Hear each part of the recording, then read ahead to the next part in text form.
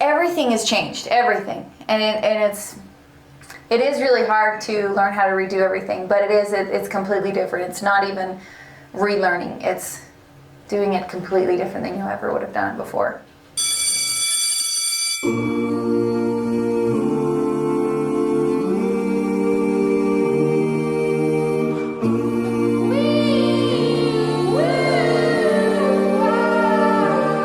I was born and raised in West Jordan, and I have a brother and 2 sisters, and my parents are still married. So I think we were always a pretty close-knit family from the get-go.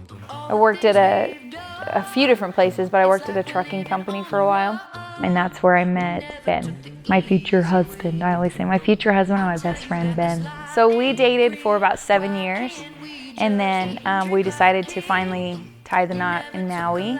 And so yeah, we went down there and had this tiny little cute beach. Oh, I can never let you go. Don't you ever let me go. We're close, I can feel it. Oh, I can never let this go. Nothing's It was perfect. I don't think I would have changed anything, so it was great.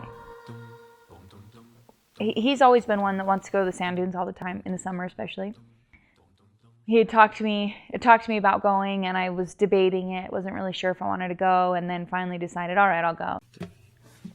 It was September 22nd, 2013. We went up a really tall dune, thinking the other side just tapered off, but not knowing the other side was a straight drop off into rocks. And we landed about 3 stories down, upside down, and then the roof caved in on my side.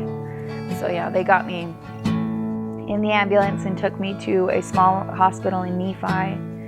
They checked me out for a few minutes and realized that this was way more than what they were capable of dealing with. And so at that point, they life-flighted me from Nephi to the Provo hospital.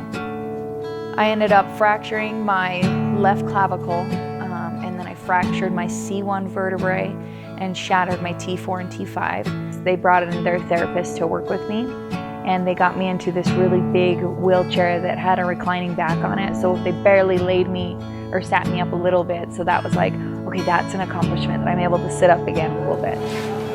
The only thing that made these better is it was hump day. So I could say, hump day. So after I left there, I immediately knew before I left the hospital that I wanted to go to NeuroWorks. And the vibe there and it's just everything about it. I was like, this is where I want to be. This is how I'm going to get back to walking. This is how I'm going to get my goals met. And this is how I'm going to be the happiest I can be. And it really was.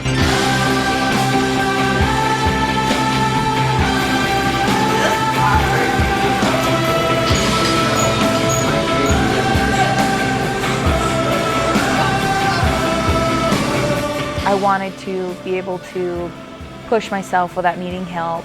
I wanted to be able to transfer myself out of the chair into the bed or onto the floor, or vice versa, off the floor into my chair. I wanted to be able to drive. I just wanted to be independent. Hey guys, just got my car all done. I'm going out for the first drive, but if I die, sorry that I died. Wish me luck. It was hard to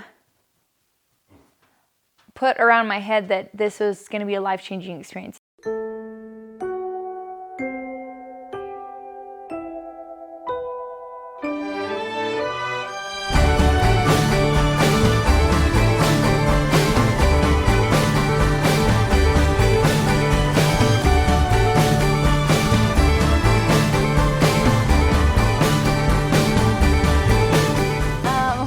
How I drive? It's just like a throttle kind of thing. It's connected directly to the brake pedal, and then I don't know the fancy words for it, but it's not connected directly to the gas pedal. They've done it a different way, but you pull for the gas and you push for the brake. Being able to drive is a whole nother level of independence. I mean, that goes for anybody from the age of 16 on, man. It's just something you take for granted, because once you get your license, it's like you don't think about it again. You're just driving because you have to drive, and some people hate it, but man, you'll sure miss it if you don't have it, you know? All things go, all things go. You came to take us. All things go. long time you have to just look at things day by day.